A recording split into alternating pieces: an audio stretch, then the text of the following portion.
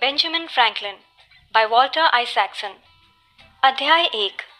एक बच्चे के रूप में बेंजामिन के तेवर काफी बगावती थे और ज्यादा स्कूल ना जाने के बावजूद भी वे काफी इंटेलिजेंट थे। इतिहास में ऐसे बहुत ही कम लोग हुए हैं जिन्हें अपनी फील्ड ऑफ एक्सपर्टीज बदलने में कामयाबी हासिल हुई हो। हेनरी फोर्ड ने औद्योगिक क्रांति की रफ्तार को बढ़ाया। एल्बर्ट आइंस्टाइन ने फिजिक्स के तिलिस्मों से पर्दा उठाया। वहीं टेड टर्नर ने मॉडर्न मीडिया को बनाने में अपना योगदान दिया है। इन सब लोगों ने अपने अपने फील्ड को आगे बढ़ाने में अपना योगदान दिया है। हालांकि ऐसे बहुत ही कम लोग हुए हैं जिन्होंने एक नहीं बल्कि कई सारी अलग अलग फील्ड्स में अपना योगदान दिया है और उन्हें आगे बढ़ाने में मदद की है।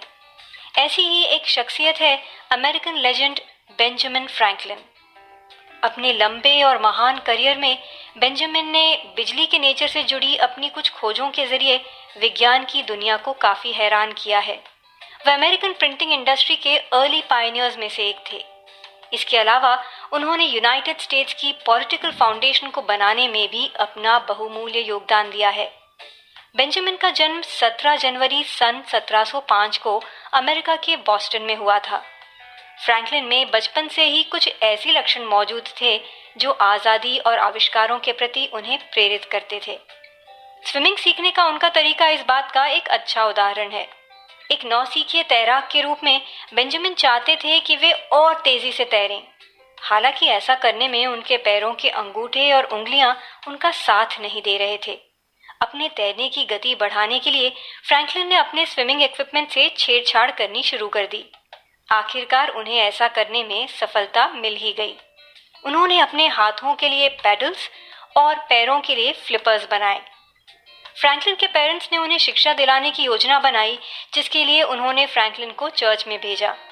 हालांकि उनके पिता जोशिया को जल्द ही एहसास हो गया कि उनके सबसे छोटे बेटे यानी बेंजामिन में क्लार्जी बनने का कोई लक्षण मौजूद नहीं है और उसमें धर्म को लेकर कोई गहरी निष्ठा उपस्थित नहीं है।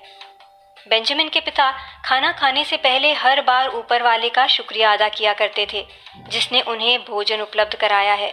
हालांकि बेंजामिन को अपने पिता का यह रिचुअल काफी बोरिंग लगता था। एक बार फ्रैंकलिन परिवार सदस्यों के लिए मीट को अपने गोदाम में स्टोर और प्रिवेंट कर रहा था। तभी बेंजामिन ने अपने पिता से कहा, यहीं पर सारे भोजन के लिए भगवान का शुक्रिया अदा कर लीजिए ताकि आपको रोज रोज ये रिचुअल ना दोहराना पड़े और इससे आपका कीमती समय भी बचेगा।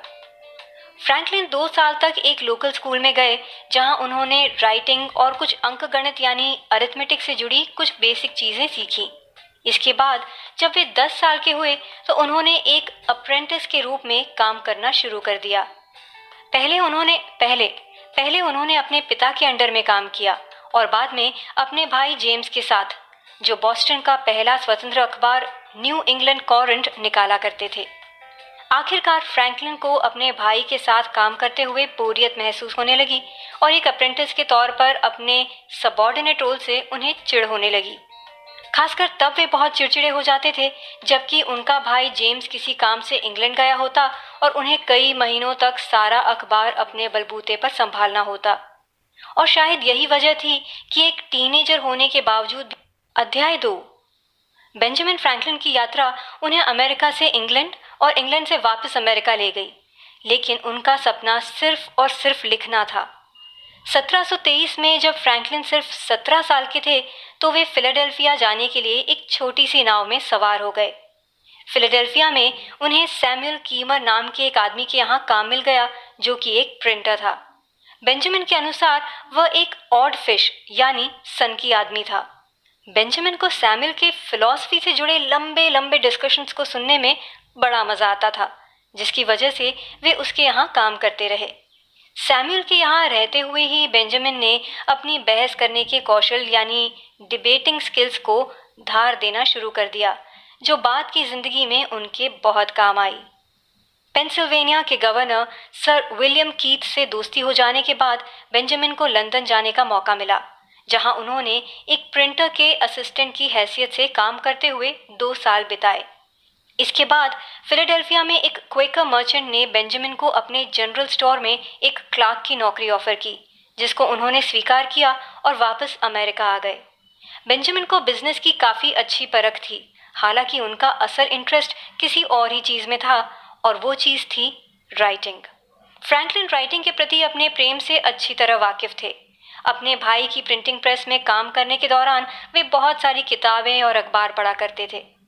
ब्रिटिश लेखक जॉन बनियन की किताब पिलग्रिम्स प्रोग्रेस ने उन्हें काफी गहराई से प्रभावित किया, और तरक्की और सेल्फ इम्प्रूवमेंट के बारे में इस किताब में मौजूद विचारों ने इस हद तक प्रभावित किया कि उनकी छाप बेंजामिन के बाद के जीवन में भी देखी जा सकती है। फ्रैंकलिन की दूसरी सबसे पसंदीदा किताब थी डैनियल डेफो की एन एसे अपॉन प्रोजेक्ट्स। डिफो का मानना था कि महिलाओं को शिक्षा के उस अधिकार से वंचित रखना अमानवीय है जिसका आनंद पुरुष स्वतंत्र रूप से ले रहे हैं। फ्रैंकलिन हमेशा अपना ज्ञान बढ़ाने और अपनी राइटिंग स्किल्स को सुधारने का प्रयास करते रहते थे, जिसके लिए वे नियमित तौर पर ब्रिटिश अखबार द स्पेक्टेटर में छपने वाले एस्सेस पढ़ा करते थे। कुछ समय बाद जिन एस्सेस को वे अखबार में पढ़ा करते थे उन्हें अपने शब्दों में लिखने लगे, और फिर वे अपने वर्क की तुलना ओरिजिनल वर्क से करते थे। फ्रैंकलिन की शुरुआती एस्सेस उनके भाई के अखबार द इंग्लैंड कॉरेंट में पब्लिश हुए थे। इन मज़ेदार एस्सेस को फ्रैंकलिन अपने नाम से पब्लिश नहीं करते थे, बल्कि वे इन्हें एक काल्पनिक महिला मिसेस साइलेंस डगुड के नाम से पब्लिश करते थे। एक टीनेजर के हिसाब से फ्रैंकलिन का शुरुआती काम बहुत ज़्यादा कल्पनाओं से भरा हुआ था। एक जैसी सोच रखने वाले विचारकों का ग्रुप बना लेने के बाद कम्युनिटी और सरकार से जुड़े फ्रैंकलिन के विचारों को बल मिलने लगा।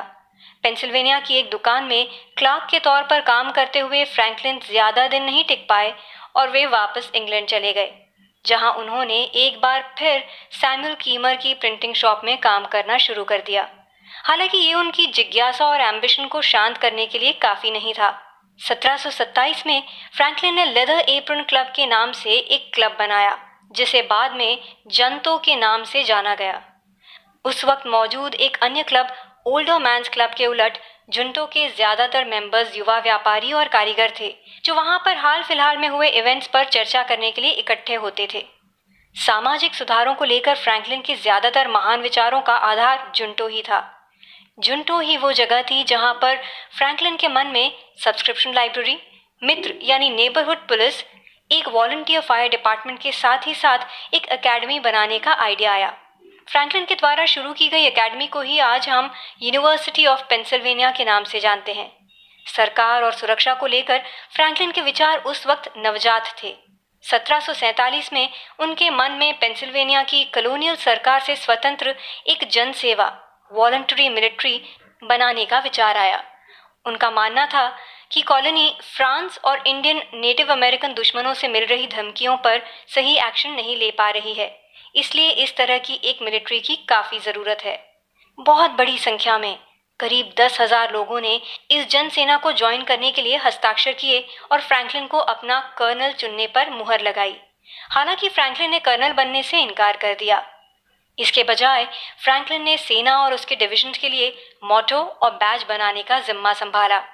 एक साल बाद ही यानी 1748 में ये सेना डिसबैंड यानी भंग हो गई। हालांकि तब तक ये युद्ध का खतरा भी टल चुका था। हो सकता है कि उस वक्त फ्रैंकलिन को इस बात का अंदाजा न रहा हो कि सरकार के काम को एक प्राइवेट ग्रुप के जरिए करना कितना कठिन हो सकता है। हालांकि कॉलोनी के मालिक थॉमस पेन इस बात से काफी अच्छी तरह वाकिफ थे। पेन ने फ्रैंकलिन के कामों को कॉलोनियल सरकार के लिए अपमानजनक बताया और फ्रैंकलिन को एक खतरनाक व्यक्ति करार दिया। हालांकि सत्ता की असली लड़ाई अभी भी करीब 20 साल दूर थी। इस दौरान फ्रैंकलिन की रुचि राजनीति से हटकर नेचुरल वर्ल्ड की तरफ शिफ्ट हो गई और उन्होंने प्रकृति में खुद को पूरी तरह से डुबा दिया। अध्याय 3। फ्रैंकलिन की जिज्ञासा ने उन्हें कुछ शानदार वैज्ञानिक खोजों, खासकर बिजली से जुड़ी खोजों के लिए प्रेरित किया। ग्रीक दार्शनिक प्लेटो ने कहा है, जब तक आप अपनी जिंदगी पर सवाल नहीं उठाते तब तक आपकी जिंदगी जीने लायक नहीं है। बेंजामिन फ्रैंकलिन ने इस स्टेटमेंट को पूरी तरह साकार किया है।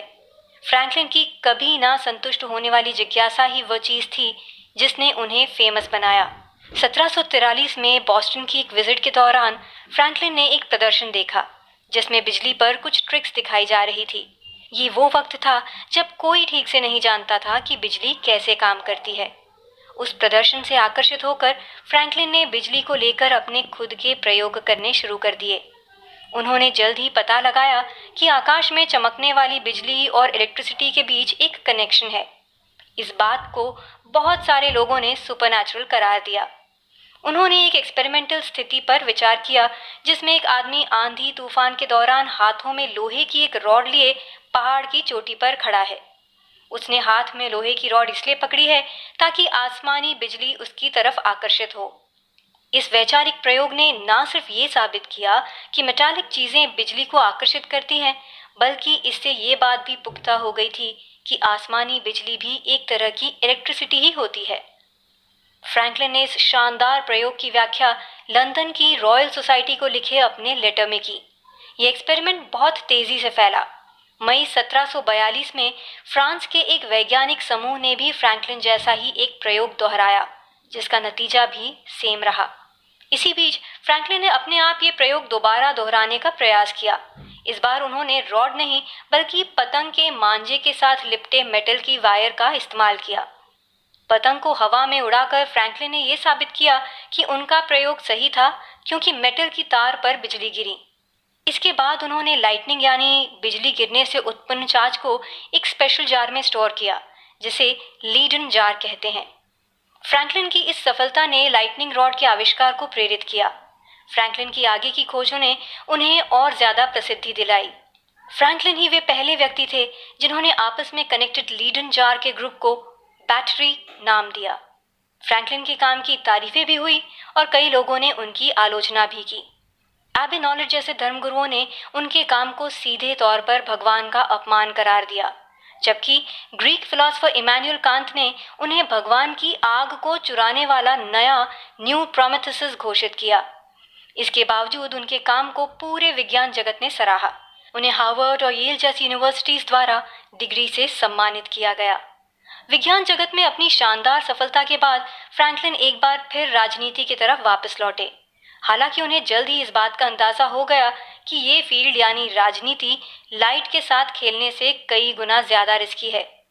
1747 यानी जब से बेंजामिन ने जनसेवा बनाई थी, तब से इस बात को लेकर काफी कंफ्यूजन था कि फ्रांस और नेटिव अमेरिकन ट्राइब्स के साथ होने वाली लड़ाई में इस सेना को फाइनेंशियल सपोर्ट कौन देगा। इस बात को लेकर कॉलोनी के मालिकों और वहां के निवासियों के बीच तनाव की स्थिति बनी रही। 1753 में जॉर्ज वॉशिंगटन ने फ्रांस को उखाड़ फेंकने का एक असफल प्रयास किया, जिसके कारण उसी साल उन्हें ओहायो वाले जेल में भेज दिया गया। ब्रिटिश कॉलोनियल अथॉरिटीज ने अपनी हर एक कॉलोनी के प्रतिनिधि यानी डेलीगेट से एल्बनी न्यूयॉर्क में होने वाली एक कॉन्फ्रेंस में शिरकत करने की अपील की। कॉलोनियों के बीच कोऑपरेशन बनाने का आइडिया आसानी से नहीं आया था। साल 1751 में फ्रैंकलिन ने अपने दोस्त जेम्स पार्कर को एक लेटर लिखा था, जिसमें उन्होंने लिखा था, कितना अजीब है कि 6 नेशंस ऑफ सैवेजेस यानी नेटिव अमेरिकन ट्राइब्स के 6 राज्य एक हो गए हैं, जबकि अंग्रेजों की 1 दर्जन कॉलोनियां एक साथ नहीं आ पा रही हैं। दोस्त के नाम लिखे फ्रैंकलिन के इस खत में एक योजना का जिक्र था। फ्रैंकलिन ने इस योजना में नेशनल कांग्रेस यानी राष्ट्रीय संसद के बारे में बताया था, जिसका हर एक प्रतिनिधि कॉलोनीज के माध्यम से चुना जाएगा और इस कांग्रेस का हेड प्रेसिडेंट जनरल होगा, जिसे किंग द्वारा अपॉइंट करा जाएगा। इस लेटर में एक नए पॉलिटिकल आइडिया की रूपरेखा भी तैयार की गई थी, जिसे बाद में फेडरलिज्म के नाम से जाना गया। इसके अनुसार राष्ट्रीय सरकार यानी जनरल गवर्नमेंट को सुरक्षा और पश्चिमी विस्तार जैसे बड़े मुद्दों पर फैसला करने का हक था, जबकि प्रत्येक लोकल कॉलोनी को अपने गवर्निंग पावर और नियम कानूनों को अपने ढंग से चलाने की पर्याप्त छूट थी। हालांकि फ्रैंकलिन का एल्बनी प्लान फेल हो गया, क्योंकि कॉलोनियल असेंबलीज का मानना था कि ये एक तरह से उनकी सत्ता में दखलंदाजी है। फ्रैंकलिन के मुताबिक इंग्लैंड में इस प्लान को बहुत ज्यादा खुले डेमोक्रेटिक नजरिए से देखा गया। उन्हें लगा कि इस प्लान का मकसद लोकतंत्र की स्थापना करना है। वे लोग जो कॉलोनीज को चलाते थे, फ्रैंकलिन को शक की नजर से देखते थे। हालांकि ये जल्द ही बदलने वाला था। अध्याय 4। फ्रैंकलिन ने कॉलोनियों की आपसी लड़ाई को इंग्लैंड तक पहुंचाया, मगर वे कॉलोनी के मालिकों को झुकने पर मजबूर नहीं कर पाए। एल्बनी की कॉन्फ्रेंस और फ्रैंकलिन की यूनिफिकेशन यानी एकीकरण प्लान के असफल होने के 3 साल बाद यानी 1757 में पेंसिल्वेनिया असेंबली ने दोबारा इस मुद्दे को उठाया। उन्होंने ताकतवर ब्रिटिश खानदानों से इस मुद्दे पर बातचीत करने के लिए फ्रैंकलिन को लंदन भेजा, जिन्हें कॉलोनियों का मालिकाना हक दिया गया था। हालांकि वो ऐसा नहीं कर पाए और फिर उन्हें सीधे ब्रिटिश सरकार से बात करनी पड़ी। इस तरह फ्रैंकलिन ने अपने 5 साल समझौते में ही बिता दिए। 1757 में फ्रैंकलिन और पेंसिल्वेनिया के मालिक थॉमस पेन के बीच मीटिंग्स का दौर चला। कॉलोनीज के मालिकों का कहना था कि फ्रेंच और दूसरे नेटिव ट्राइब से सुरक्षा देने के नाम पर जिस टैक्स का प्रावधान है उसे वापस ले लिया जाना चाहिए। हालांकि असेंबली का मानना था कि कॉलोनी के मालिकों की मांग पूरी तरह से अन्यायपूर्ण और क्रूर है। एक फॉर्मल कंप्लेंट में फ्रैंकलिन ने पेन फैमिली की आलोचना की और उन्हें पेंसिल्वेनिया कॉलोनी का असली मालिक मानने से इनकार कर दिया। हालांकि ये बात पेन परिवार को जरा भी रास नहीं आई। इसके बाद बात राजनीतिक सत्ता की आई। असेंबली ने नेटिव ट्राइब्स का मुकाबला करने के लिए कमिश्नर्स का एक ग्रुप बनाया। हालांकि पेन ने असेंबली के फैसले पर अपने वीटो अधिकार का प्रयोग किया। इस पर असेंबली ने उन्हें जवाब दिया कि पेंसिल्वेनिया के पूर्व मालिक विलियम पेन, जो कि थॉमस पेन के पिता थे, ने 1701 में असेंबली को चार्टर ऑफ प्रिविलेजेस में कुछ खास अधिकार दिए थे। इस जवाब से गुस्सा होकर थॉमस ने फ्रैंकलिन के साथ सारे कॉन्टैक्ट्स तोड़ दिए। फ्रैंकलिन के साथ दोबारा एक होने में उन्हें 1 साल का वक्त लगा। हालांकि 1 साल बाद भी पेन अपने पॉलिटिकल डिसीजन को लेकर अडिग रहे। उनके मुताबिक पेंसिल्वेनिया असेंबली सिर्फ और सिर्फ एडवाइस और कंसेंट यानी सलाह और सांत्वना ही दे सकती है। ये वो वक्त था जब फ्रैंकलिन को इस बात का एहसास हो चुका था कि कॉलोनीज के मालिकों को बदलने से उनका कोई भला नहीं होने वाला है। इस नाकामी के बाद फ्रैंकलिन कई सारे ब्रिटिश फिलोसफर्स को एक साथ ले आए, जिनमें कॉलोनियल विषयों के प्रसिद्ध फिलोसफर डेविड ह्यूम भी शामिल थे। 1762 में फ्रैंकलिन वापस अमेरिका लौटे, जहां उन्होंने राजनीतिक स्थिति को बुरी तरह से बिगड़ा हुआ पाया। फिलाडेल्फिया वापस लौटकर फ्रैंकलिन को बहुत हैरानी हुई। कॉलोनियल रेसिडेंट्स और नेटिव ट्राइब्स के बीच का संघर्ष बद से बदतर होते जा रहा था।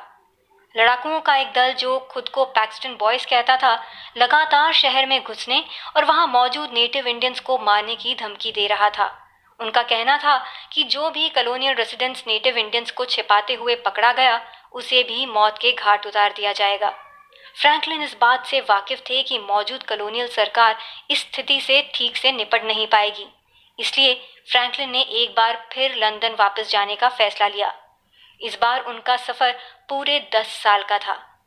1765 में जब फ्रैंकलिन अपने सफर पर निकल चुके थे, तो ब्रिटिश कॉलोनियों ने फ्रांस और नेटिव अमेरिकी दुश्मनों से लड़ने के लिए फंड इकट्ठा करने के लिए स्टैंप पर टैक्स लगाना शुरू कर दिया। इस स्टैंप एक्ट ने कॉलोनियों के साथ ही साथ फ्रैंकलिन के राजनीतिक दृष्टिकोण को भी बेहद गहराई से प्रभावित किया। बहुत सारे कॉलोनियल लीडर्स के लिए ये एक्ट ही एकमात्र रास्ता था। थॉमस जेफरमैन नाम के एक आदमी ने एक नया ग्रुप बनाया और उनका मकसद ब्रिटिश सत्ता को हमेशा हमेशा के लिए उखाड़ फेंकना था। अक्टूबर 1765 में 9 ब्रिटिश कॉलोनीज स्थिति पर चर्चा करने के लिए एक साथ आईं।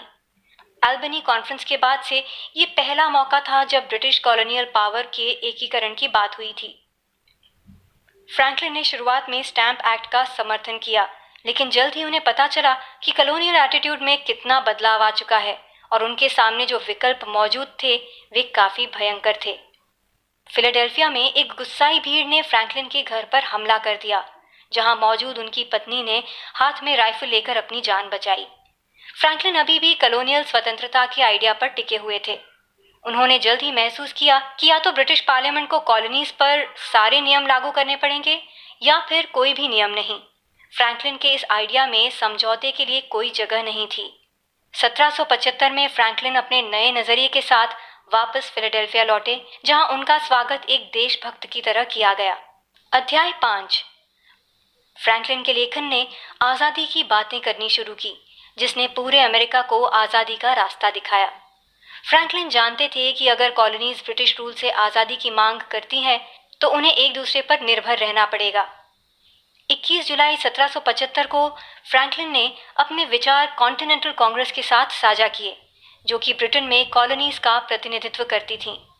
फ्रैंकलिन के ड्राफ्ट का title articles of confederation and perpetual union था, जिसे बहुत ही गहनता से और ध्यानपूर्वक पढ़ा गया।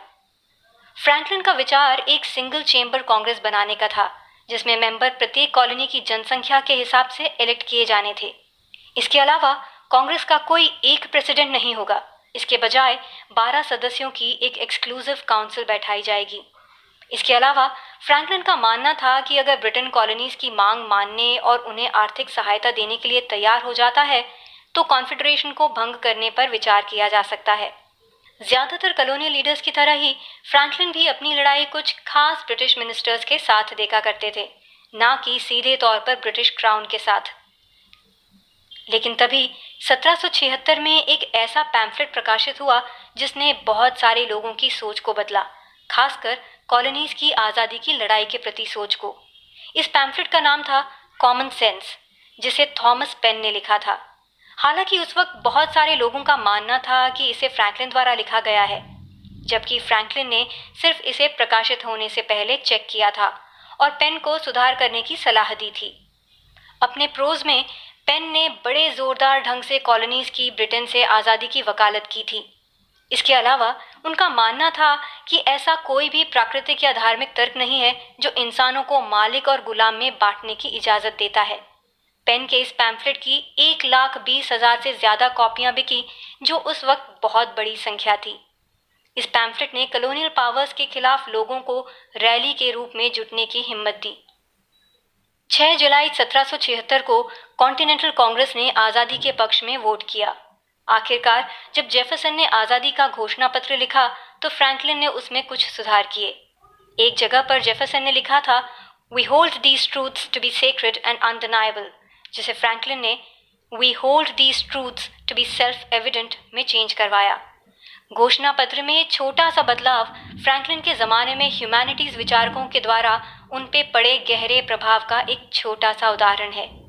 फ्रैंकलिन का मानना था कि भगवान ने इंसानी अधिकार सिर्फ कुछ इंसानों के लिए नहीं बनाए हैं, बल्कि उन्हें इस दुनिया में मौजूद हर इंसान में बराबरी से बांटा है। ब्रिटेन के खिलाफ अमेरिका की लड़ाई में फ्रांस को अपने ग्रुप में मिलाने में फ्रैंकलिन ने बहुत बड़ी भूमिका निभाई। अमेरिका की 13 कॉलोनीज अब ब्रिटिश रूल से आज़ाद हो गई थीं, मगर अभी भी उनका एक बड़ा दुश्मन मौजूद था। इस दुश्मन के खिलाफ लड़ाई जीतने के लिए नए अमेरिका को एक दोस्त की ज़रूरत थी, जो कि था फ्रांस। लेकिन फ्रांस से बातचीत करने के लिए कौन जाएगा? बेशक बेंजामिन फ्रैंकलिन। अमेरिकन रेवोल्यूशन की सफलता अब बस उन्हीं के हाथ में थी। साल 1776 के आखिरी दिनों में फ्रैंकलिन फ्रांस के तत्कालीन विदेश मंत्री कॉम्टे डी वर्गेंस से मिलने के लिए फ्रांस गए। फ्रैंकलिन ने वर्गेंस के सामने अपनी बात रखते हुए उन्हें बताया कि वे नवजात अमेरिका, ब्रिटेन और फ्रांस के बीच में सत्ता का एक हेल्दी बैलेंस चाहते हैं। फ्रैंकलिन को पता था कि वर्गेंस इस बात को अपने फायदे के नज़रिए से ज़रूर देखेंगे। अगर फ्रांस अमेरिकन्स को सपोर्ट करता है तो ये ब्रिटेन के लिए एक बड़ी हार होती, जिससे उसे अपनी अमेरिकन कॉलोनीज दोनों को खोना पड़ता। फ्रैंकलिन ने फ्रांस से वादा किया कि अगर अमेरिका लड़ाई में जीत जाता है तो वह उसे वेस्ट इंडीज दे देगा। वहीं अगर फ्रांस उसे समर्थन नहीं करता है तो उसे मजबूरी में ब्रिटेन का साथ लेना पड़ेगा, जो उसके लिए सही नहीं होगा। वर्गेंस ने अमेरिका को सपोर्ट करने को लेकर हामी भर दी। हालांकि फ्रांस को ऐसा करने में थोड़ा वक्त लगा और फिर आखिरकार फ्रांस के राजा लुईस XVI ने इसकी आधिकारिक घोषणा कर दी। घोषणा होने के तुरंत बाद फ्रांस के लोग राजमहल के गेट पर इकट्ठे हो गए। वे उस फेमस अमेरिकन को देखना चाहते थे जिसने ये समझौता किया था। फ्रांस की जनता ने फ्रैंकलिन को "वाई फ्रैंकलिन" चिल्लाकर उनका स्वागत किया। कुल मिलाकर बेंजामिन फ्रैंकलिन की जिंदगी दर्शाती है कि कैसे एक व्यक्ति अपनी अनंत जिज्ञासा और इंसानी तरक्की में अपने गहरे इंटरेस्ट से इतिहास का रास्ता बदल सकता है।